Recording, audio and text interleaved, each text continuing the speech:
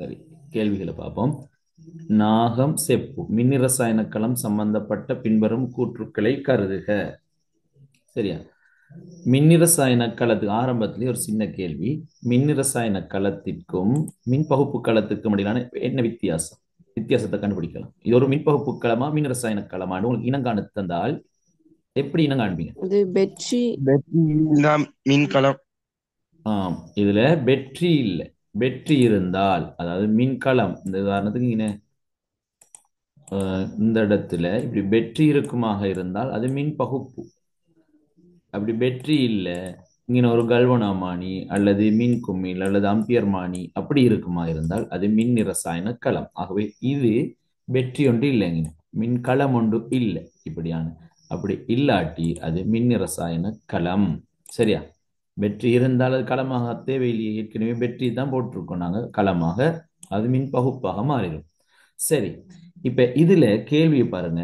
ZN செப்பு மின்வாய் சம்பந்தப்பட்ட கூற்றுக்களை ZN உலோகம் ஒட்சியேற்றம் அடையும். இது எப்படி கண்டுபிடிக்கிறேன்னு சொன்னால், தாக்க வீதத் தொடரில் மேலே உள்ளது. இப்ப இதுல ரெண்டு இருக்கு, நாகமும் செப்பும் இருக்கு. தாக்க வீதத் தொடரில் மேலே உள்ளது எவ்வாறு தொழிற்படும்? தாக்க வீதத் தொடரில் மேலே உள்ளது,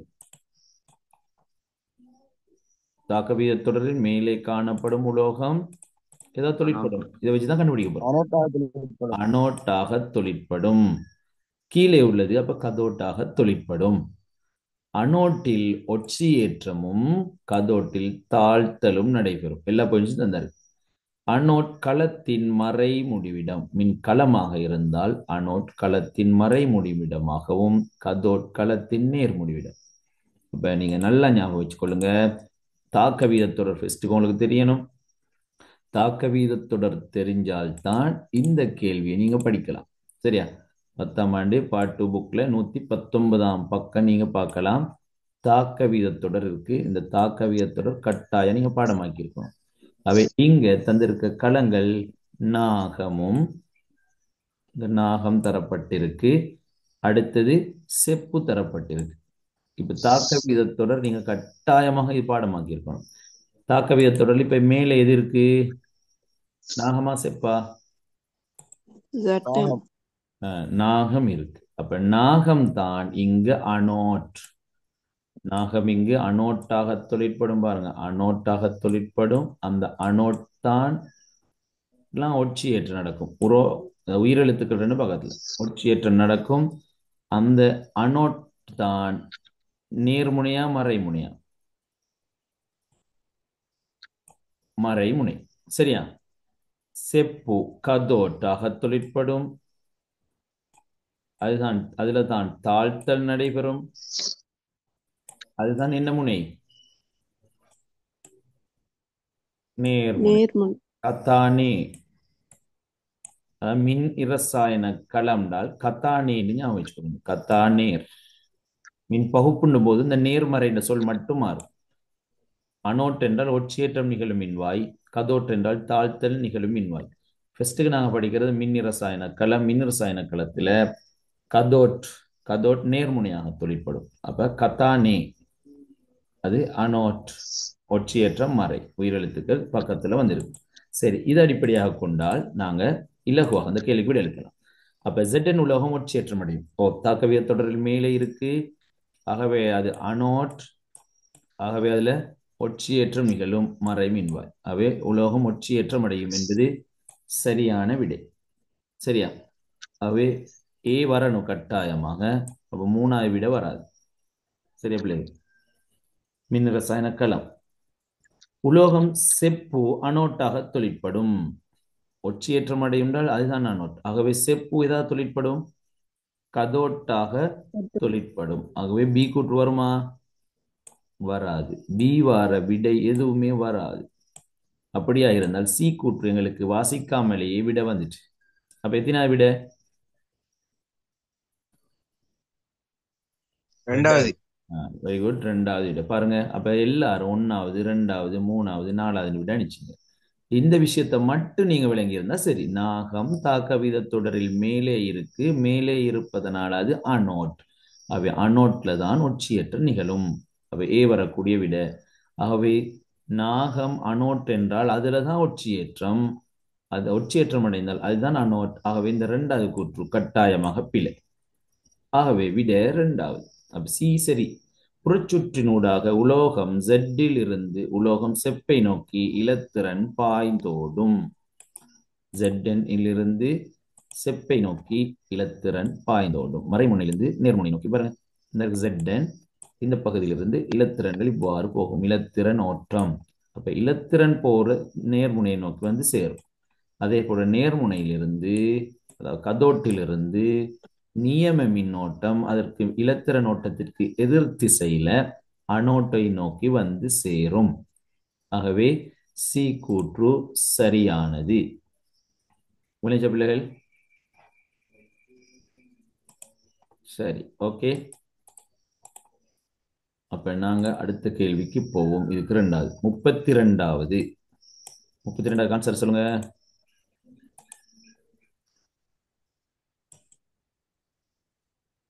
32வது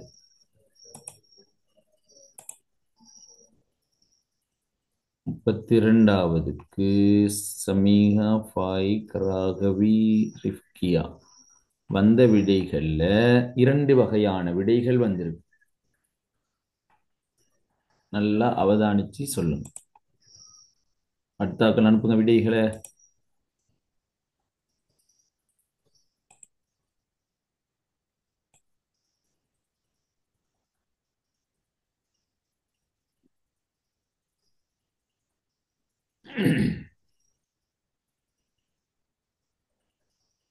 இது குவிவு வில்லையா குழிவு வில்லையா தரப்பட்டிருக்கா? எக்ஸின் பிம்பம் தொடர்பாக பின்வரும் கூற்றுக்களை கருதுக.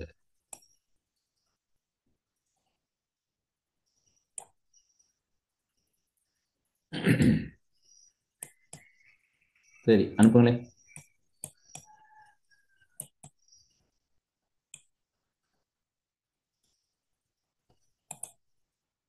3 4 1 3 4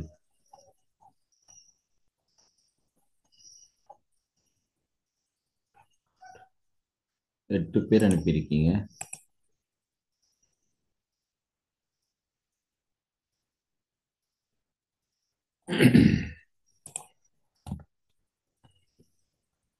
சரி, இப்ப இந்த ஸ்கிரீனை பார்த்தீங்கன்னா உங்களுக்கு எது ஆன்சர்ன்னு கண்டுபிடிச்சிருப்பீங்க. இப்போ சரி அனுப்புங்க பார்ப்போம்.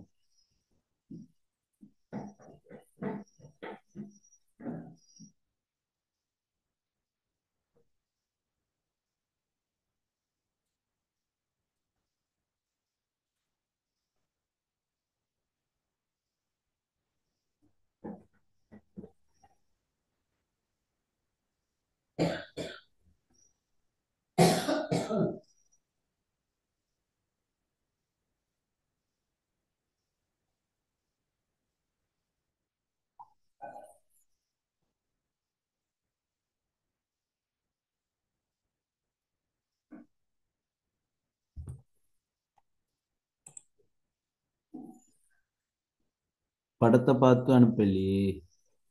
சரி, இதுல பாருங்க. எக்ஸ் எங்க காணப்படுது? எஃப்க்கும் வில்லைக்கும் இடையில பொருள் காணப்படுது. எக்ஸுக்கும் அதாவது பொருள் வில்லைக்கும் அதன் குவியத்துக்கும் இடையில். வில்லைக்கும் அதன் குவியத்துக்கும் இடையில் இந்த எக்ஸ் காணப்படுது. அப்ப எக்ஸ் காணப்பட்டால் இந்த படம் தான் இது. எஃப்க்கும் வில்லைக்கும் இடையில். அப்ப முதலாவது நாங்க என்ன செய்யணும்? கதிர் வரைபடம் வரையும் போது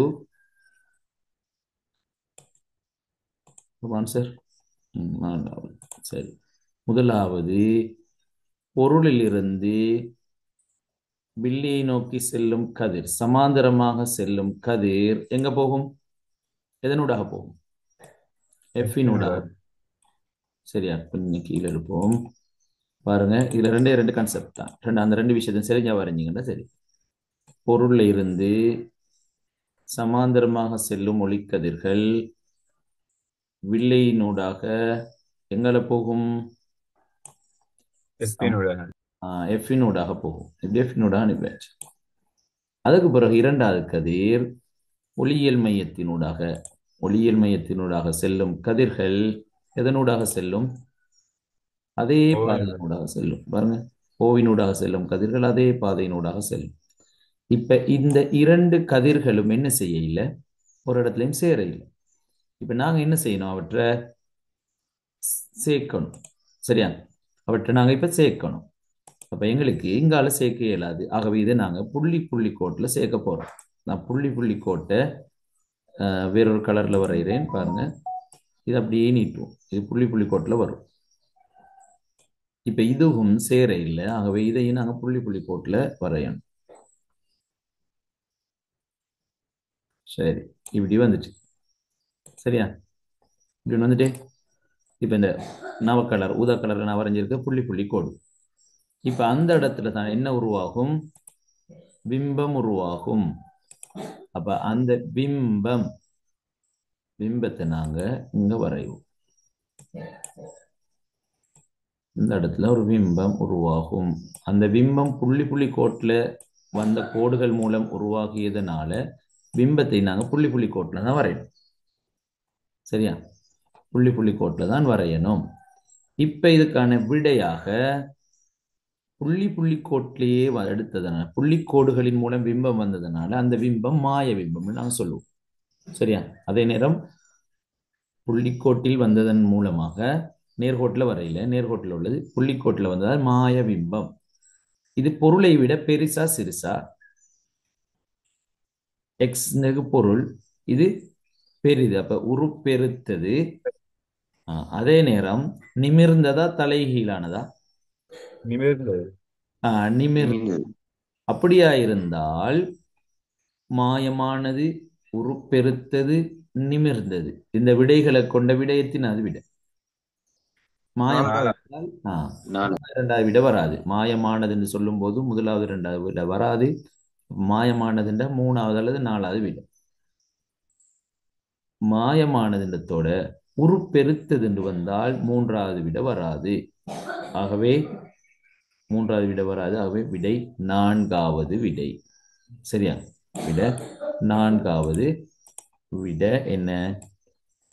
மாயமானது, உருப்பெருத்தது, நிமிர்ந்தது, பொருள் பக்கத்துள்ள எஃபிற்கு அப்பால் தோன்றும். இதுதான் அந்த விடை. அப்ப நீங்க இப்படியான கேள்விகள் வந்தால் ஒரு கதிரை சமாந்தரமா அனுப்பி எஃபினூடாக அனுப்புங்க. இன்னொரு கதிரை ஒளியியல் மையத்தினூடாக அனுப்புங்க. சரியா? முதலாவது கதிர் தலைமை அச்சுக்கு சமாந்தரமாக போகும், இரண்டாவது கதிர் ஒளியியல் மையத்தினூடாக போகும். இந்த கதிர் ரெண்டும் சேர இல்லையா? அப்ப நாங்க எப்படியாவது சேர்த்து வைக்கணும். இந்த புள்ளி புள்ளி கோடு, புள்ளி புள்ளி கோட்டுல சேருமாக இருந்தால் அது மாய பிம்பம். சரியா? உருப்பெருத்தது, நிமிர்ந்தது. சரியா? ஆகவே இதுக்கு நான்காவது விடை. சரி, 33வது கேள்வி. இது மிகவும் இலகுவான கேள்வி. ஆன்சர் அனுப்புங்க. கீழே ஏபிசிடி என பூவின் பகுதிகள் சில தரப்பட்டுள்ளன. மேலே தரப்பட்டுள்ள பூவின் பகுதிகளுள் இனப்பெருக்கத்திற்கு அவசியமான பகுதிகள். அனுப்புங்க ஆன்சர்.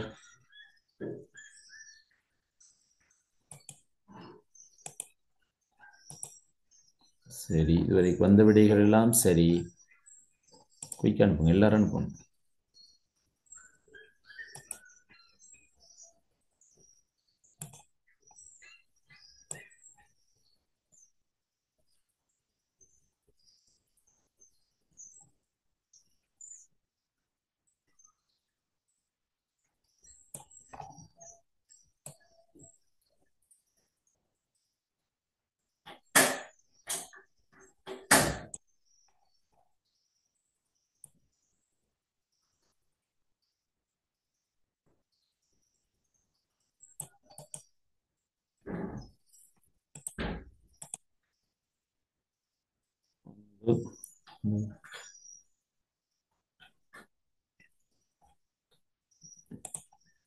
அஞ்சு பேர் அனுப்பிடலாம் ஆன்சர். குயிக் அனுப்புங்க. நஸ்ரின் பானு, சதா,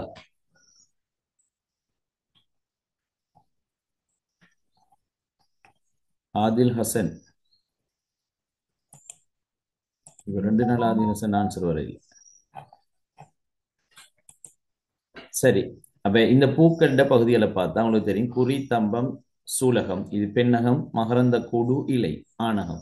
இதுகள் மட்டும்தான் இனப்பெருக்கத்துடன் தொடர்பானது, மற்ற பகுதிகள் தொடர்பானது அல்ல. கீழே ஏபிசிடி என பூவின் பகுதிகள் சில கீழே தரப்பட்டுள்ளன. பூவின் இனப்பெருக்கத்திற்கு அவசியமான பகுதிகளாக அள்ளி வராது, அது பூச்சிகளை கவர்றதுக்கு வரும். அவை ஏ வரக்கூடிய விடை எதுவுமே வராது. சரி, மகரந்த கூடு. மகரந்த கூடு ஆணகம். மகரந்த கூடு ஆணகம். ஆகவே பி வரக்கூடிய விடையா இருக்கணும். சரியா, பி வரக்கூடிய விடையா இருந்தால் நான்காவது விடையும் வராது. அப்ப இது ரெண்டையும் வாசிக்கவே தேவையில்லை, சிடிய. இப்ப எங்களுக்கு விடையை கண்டுபிடிச்சிட்டோம். சரியா, ஆகவே சூலகம் சி. அவ பியும் சியும் புள்ளி புள்ளி அங்க தேவையில்லை. ஆகவே சரியான விடை 33க்கு மூன்றாவது விடை. சரியா, ஒன்னாவது நாலாவது நீங்க தெரியல, அள்ளி புள்ளி எல்லாம் ஆணகம் பெண்ணகம் உள்ள பகுதிகள் தான் இனப்பெருக்கத்துக்கு அவசியம். ஆகவே சி, பியும் சியும் தான் அந்த பகுதிகளை கொண்டிருக்கும். சரியா, சரி, 34வது.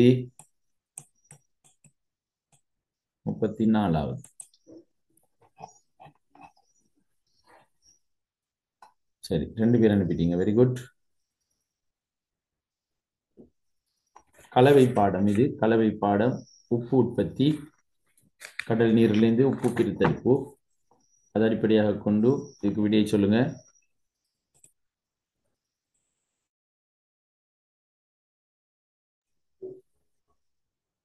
பதினோராம் ஆண்டு பார்ட் 1 மூன்றாவது பாடம்.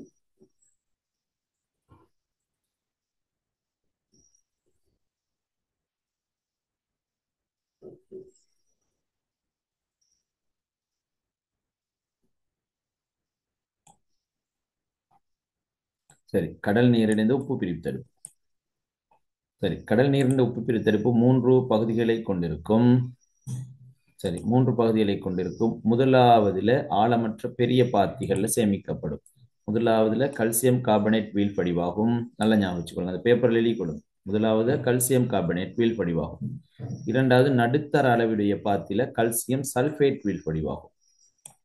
சரியா, இப்ப முதலாவதுல 2 மடங்கு செறிவு, அதை ஞாபகம் வச்சுக்கணும். இரண்டாவதுல 4 மடங்கு செறிவு. மூன்றாவதுல 10 மடங்கு செறிவு வரும். அதே நேரம் அதுல 3 பதார்த்தங்கள் வீழ்படிவாகும். அதுல 3 பதார்த்தங்கள் வீழ்படிவாகும். அந்த 3 பதார்த்தம் என்னன்னு சொன்னால் சோடியம் குளோரைட் தான் எங்களோட பிரதானமானது. சோடியம் குளோரைட்டுக்கு மேலதிகமாக இன்னும் 2 பதார்த்தங்கள் வீழ்படிவாகும். Magnesium chloride, magnesium sulphate. அப்ப அந்த பாத்திகள் எழுதி கொண்டீங்கன்னா சரி. சரியா, மெக்னீசியம் குளோரைட், மெக்னீசியம் சல்பேட். இப்ப என்ன எழுதி கொள்ளணும்? முதலாவது பாத்தி, அதுல 2 மடங்கான செறிவு 2C. இது 4 மடங்கான செறிவு, செறிவு சீண்டு போடு. இது 10 மடங்கான செறிவு. அதே நேரம் முதலாவதுல கல்சியம் கார்பனேட் வீழ்படிவாகும். கல்சியம் கார்பனேட் வீழ்படிவாகும். இரண்டாவதுல கல்சியம் சல்பேட் வீழ்படிவாகும். மூன்றாவதுல சோடியம் குளோரைட்டுக்கு மேலதிகமாக magnesium chloride, magnesium sulphate, MgCl2 MgSO4 என்பன வீழ்படிவாகும். ஆகவே இதுல வீழ்படி 1 மற்றும் 2 சரியாக குறிக்கும் தெரிவு. சரி, இப்ப அனுப்பின விடைகள் எல்லாம் பெரும்பாலும் சரி. ஓகே, ஆகவே இந்த கேள்விக்கான விடை கல்சியம் கார்பனேட், கல்சியம் சல்பேட், மூன்றாவது விடை. சரியா, இந்த கேள்வி கல்சியம் கார்பனேட் வீழ்படி 1, கல்சியம் சல்பேட் வீழ்படி 2. சரி, இப்ப 35வது.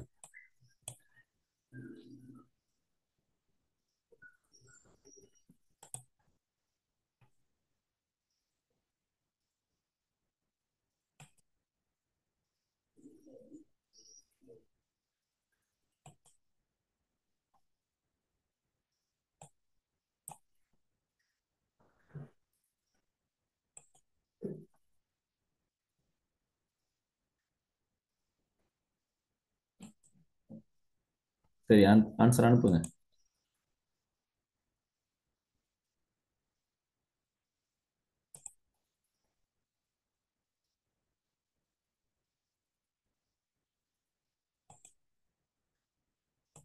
நீர் நீரலை ஒன்று பயணிக்கும் நீர்மேற்பரப்பின் மீது காணப்படும் கடதாசி படகு ஒன்று வைக்கப்பட்டுள்ளது. சரியா, கடதாசி படகு ஒன்று. நீரலை நிமிடத்திற்கு 15 தடவைகள் மேலும் கீழுமாக செய்கிறது. ஒரு நிமிடத்திற்கு 15 தடவை. சரியா. அடுத்துள்ள இரு தாளிகளுக்கு இடையிலான தூரம் 0.2 மீட்டர். இணைந்து இன்னைக்கு 0.2 மீட்டர் ஆகும். ஏபி ஆகிய தகவல்கள் மூலம் அலை இயக்கம் தொடர்பாக பெறப்படத்தக்க தகவல்கள் முறையே. இப்ப நீரலை நிமிடத்திற்கு 15 தடவை மேலும் கீழுமாக செய்யுண்டால் நிமிடத்திற்கு எத்தனை தடவை அதிரும், நிமிடத்திற்கு எத்தனை தடவை இது அதிருது என்பதுதான் அது. சரியா. அப்ப நிமிடத்திற்கு எத்தனை தடவை அதிரும் என்பது என்ன தகவல்? மீடிரன். வீச்சம். மீடிரன். சரியா. வீச்சம் என்பது இந்த உயரம். இந்த உயரம் தந்தா தான் அது வீச்சம். அதாவது ஒரு பொருள் ஒரு செகண்ட்ல 50 தடவை அதிருந்தால் அதன் மீடிரன் 50 ஹெர்ட்ஸ். ஒரு செகண்டில் ஏற்படும் அதிர்வுகளின் எண்ணிக்கை. அப்ப நீரலை நிமிடத்திற்கு 15 தடவை மேலும் கீழுமாக செய்தால் நிமிடத்திற்கு 15 தடவைன்னு சொன்னால் எங்களுக்கு அதை ஒரு செகண்டுக்கு எத்தனைன்னு பார்க்கலாம். சரியா. அப்ப அந்த செகண்டுக்கு பார்க்கறது தான் மீடிரன்.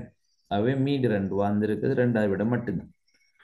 அதே நேரம் இரு தாளிகளுக்கு இடையில தூரம் 0.2 மீட்டர். அப்ப 0.2 மீட்டர் என்பது அலை நீளம். அப்ப 35க்கு 2வது விட.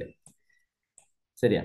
0.2 மீட்டர் அதாவது அலை நீளம் என்பது பூரணமாக நான் மேலோட்டமா ஞாபகம் வச்சுக்கிறேன்டா, ஒரு பூரணமோடு முழு வட்டம் ஒன்று உருவாகக்கூடிய தூரம். அதை பாருங்க, இந்த சிவப்பு நிறத்துல காட்டப்பட்டதை நான் இப்படி எழுதுறேன் இங்கால. சரியா. அதே நேரம் இங்கால பக்கம் காட்டப்பட்டிருக்கொண்டு இந்த இப்படி ஒரு தூரம் காட்டப்பட்டிருக்கு இந்த செம்மஞ்சள் நிறத்துல. இதை நான் இங்கால எழுதுறேன் இங்கால பக்கமாக. இப்ப பாருங்க, பூரணம் ஒரு வட்டம் ஒன்று உருவாகிட்டா இல்லையா. இப்ப மேலால 1 கீழால 2. அப்ப இப்படி பூரணமாக ஒரு வட்டம் ஒன்று உருவாகிற மாதிரி சரியா உருவாகிற தூரம் தான் அலை நீளம்னு சொல்லுவோம் நான். சரியா. ஒரே அலை இயக்கத்தில் உள்ள 2 துணிக்கைகளுக்கு இடையிலான தூரம் இங்க இருந்து இங்க வர, அல்லது இந்த படகிட இந்த உயரத்தில இருந்து இந்த உயரம் வர, இதுவும் ஒரு அலை நீளம் தான் 0.2 மீட்டர். அப்ப இந்த தூரமும் அலை நீளம் தான், இந்த தூரமும் அலை நீளம் தான். முழு வட்டம் ஒன்றை உருவாக்க முடியுமான்னு பாருங்க. ஆகவே 35க்கு 2வது விட. வீச்சம் என்பது இந்த உயரம். சரியா. இதுல வேகத்தை எங்களுக்கு கணிக்கலாம். வேகத்துக்கு v = f lambda வச்சு கணிக்கலாம். சரி. 36வது பெரும்பாலான படிச்சிருப்பீங்க, ஆனா இலகுவான கேள்வி. உருவில் உள்ளவாறு நிலை மாற்றின டிரான்ஸ்பார்மர் முதற் சுற்றானது 15 வோல்ட் ஆகவும் மின்முதல் ஒன்றுடன் தொடுக்கப்பட்டுள்ள போது துணை சுற்றில் தூண்டப்படும் மின்னழுத்த வேறுபாடு. 36வது. சரியா. 36வது இந்த பாடம் மின்காந்தவியலும் தூண்டலும் பாடத்துல நீங்க டிரான்ஸ்பார்மர் படிப்பீங்க. கடைசி கட்டத்துல அந்த பாடம் படிக்க இல்லாட்டியும் அதாவது நிலைமாற்றி வரும்போது நிலைமாற்றியின் குறியீடு, இந்த நிலைமாற்றிகள் சம்பந்தமான கேள்வி வரும்போது ஒரு 2 சமன்பாடு இருக்கு. அந்த 2 சமன்பாடு விஷயம் இருக்குன்னு சொன்னால்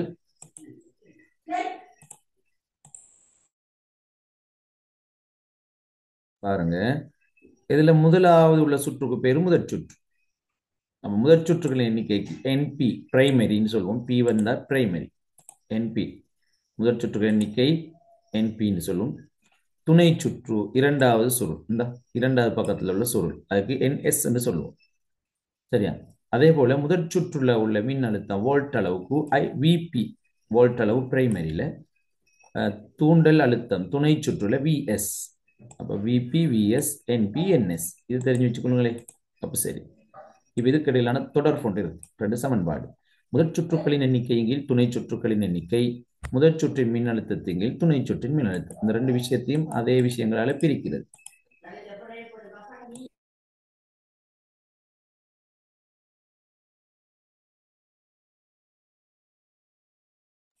NP இங்கில் NS, VP இங்கில் VS. NP இங்கில் NS, VP இங்கில் VS. அதை அடிப்படையாக கொண்டு தான் இந்த கேள்வி செய்யணும். பார்ப்போம். உறவில் உள்ள ஒரு நிலை மாற்றியின் முதற் சுற்றானது 15 வோல்ட். அப்ப மின்னழுத்தம் முதற் சுற்றின் மின்னழுத்தம் 15 வோல்ட் தரப்பட்டிருக்கு. ஆக உள்ள மின்முதலுடன் தொடுக்கப்பட்டுள்ள துணை சுற்றின் தூண்டப்படும் மின்னழுத்த வேறுபாடு. அதே நேரம் சுற்றுகளின் எண்ணிக்கை தரப்பட்டிருக்கு. முதற் சுற்றின் சுற்றுகளின் எண்ணிக்கை தரப்பட்டிருக்கு. படத்துல 200 பாருங்க. 200 200 தரப்பட்டிருக்கு. துணை சுற்றுகளின் எண்ணிக்கை 400. 400 முதல் சுற்றுல 15 வோல்ட் தந்திருக்கு. அப்ப 4 விஷயங்கள 3 தரவுகள் தரப்பட்டிருக்கு. இந்த விபி தரப்பட்டிருக்கு, என்பி தரப்பட்டிருக்கு, என்எஸ் தரப்பட்டிருக்கு. ஆக நாங்க விஎஸ் காணணும். இப்ப எங்களுக்கு இலகுவாக செய்யலாம். சரியா? சரி, இப்ப நாங்க பார்ப்போம். என்பி முதற் சுற்றுகளின் எண்ணிக்கை 200. அப்ப 200 போடுங்க. இங்க துணை சுற்றுகளின் எண்ணிக்கை 400. 400 போடுங்க. இந்த சமன்பாடு எழுதி. சரி, முதற் சுற்றின் மின் அழுத்தம் எத்தனை? 15 போடலாம். இப்ப எங்களுக்கு கேட்கப்பட்டிருக்கு விஎஸ். இப்ப சயின்ஸ் வேலை முடிஞ்சு இப்ப மெட்ஸ் வேலை. சரியா? இது செஞ்ச எத்தனை விட வருது? குயிக்க செய்யுங்க. அப்ப இந்த பாடம் படிக்கணும் முடியல, இந்த சமன்பாடை நீங்க விளங்கினா சரி. அப்ப இப்ப 200 400 என்றால் 1/2. சரியா? 1/2. 1/2. 1/2. இப்ப குறுக்கு பெருக்கம் செஞ்சால் விஎஸ் சமனுக்குங்கால வந்து அந்த ஒன்றுடன் பெருக்கப்படும். விஎஸ் தர 1 விஎஸ் சமன் இங்க 15 இருக்கு, இங்க கீழே 2 இருக்கு. அந்த 2 சமனுக்குங்கால வந்தால் பிரிபடும் 2 பெருக்கப்படும். ஆகவே விஎஸ் சமன் விடையத்தின 30 வோல்ட். விளைச்ச பிள்ளைகள் இந்த சமன்பாடை ஞாபகம் வச்சா சரி. ஆகவே 30 வோல்ட். சரி, இந்த பாடத்துல இன்னொரு சமன்பாடு இருக்கு, அதை ஞாபகப்படுத்திட்டு போறேன். அதாவது இதுல 2 வகையான நிலை மாற்றிகள் இருக்கு. முதன்மையை விட துணையிட சுற்றுகளின் எண்ணிக்கை கூட இருந்தால் பாருங்க, கூடிக்கொண்டு போவதனால படி உயர்த்து நிலை மாற்றின்னு சொல்லுவோம். அதே போல சுற்றுகளின் எண்ணிக்கை குறைந்து கொண்டு போனால் படி குறை நிலை மாற்றி. இதுல சுற்றுகளின் எண்ணிக்கை அதிகம், குறைஞ்சிட்டு போனால் படி குறை நிலை மாற்றின்னு சொல்லுவோம். அதை ஞாபகம் வச்சுக்கொள்ளுங்க. நிலை மாற்றி எல்லாம் பிரதானம் வந்துட்டு. இப்ப அடுத்தது நீங்க படிச்சிருக்கீங்க பி சமன் வலு சமன் பி சமன் விஐன்னு ஒரு சமன்பாடு படிச்சிருக்கீங்க. அந்த சமன்பாட்டில் இருந்து உருவாகினது தான் இது.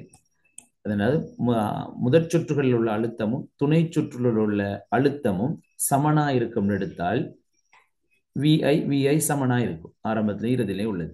அவை ஆரம்பத்தில் உள்ளது முதற் சுற்றுகளுக்கு பி பிரைமரின்னு சொல்லுவோம். ஆகவே விபி ஐபி சமன் துணைக்கு நாங்க சொல்லுவோம் செகண்டரி. அப்ப பி சமன் விஐல விஎஸ்ஐஎஸ், விபிஐபி சமன் விஎஸ்ஐஎஸ் இன்னொரு சமன்பாடும் இருக்கு. இந்த 4 எழுத்துக்கள்லையும் ஏதாவது 3 எழுத்துக்களை தருவாங்க, ஒரு எழுத்துக்களை கண்டுபிடிக்க சொல்லி. அல்லது மேல உள்ள சமன்பாட்டையும் கீழே உள்ள சமன்பாட்டையும் பயன்படுத்தி செய்யக்கூடிய மாதிரி கேள்வி வரும். எப்படி கேள்வி வந்தாலும் இந்த சமன்பாடுகள் நீங்க நல்லா ஞாபகம் வச்சுக்கொள்ளுங்க. அப்ப நிலை மாற்றி சம்பந்தமான கேள்விகள் செய்யலாம். அதற்காக இந்த பாடம் படிக்கணும்ன்ற அவசியம் இல்லை. சரியா? இதுல மிக முக்கியமானது ஒன்று. சரி, அதற்கான விட 3வது விட. சரி, 37வது.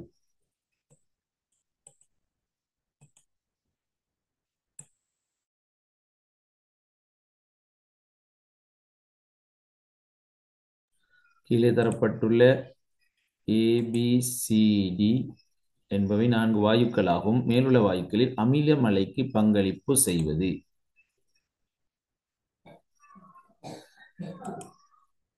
அமில மழைக்கு பங்களிப்பு செய்வது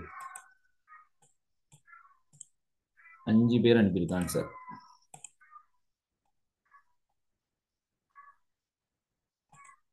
ஆறு பேர்.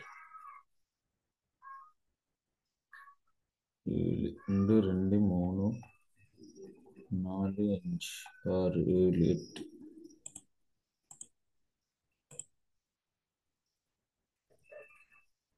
நஃப்லான், ராகவி, சதா,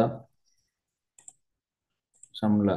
ஆன்சர் ஷம்லா சரி, நஃப்லான் சரி. ஆதில் ஹசன்,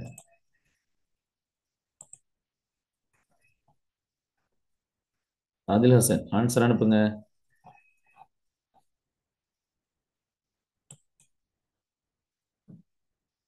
வீடியோ பண்ணதான் சரி வரும். சதா சரி. இப்ப நான் பார்ப்போம்.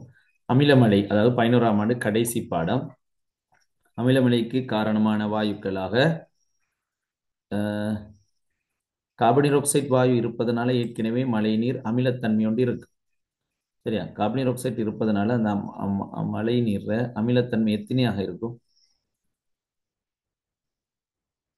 5.6. Very good. அப்ப அமிலமலை என்பது இந்த 5.6 விட சாதாரண மழை நீரில் கார்பன் ஆக்சைடு வாயு கரைந்திருப்பதனால அதோட pH பெருமானம் 5.6 இருக்கும். இதை விட கூடினாவா pH பெருமானம் அமிலமலைன்னு சொல்லுவோம், குறைந்தாவா?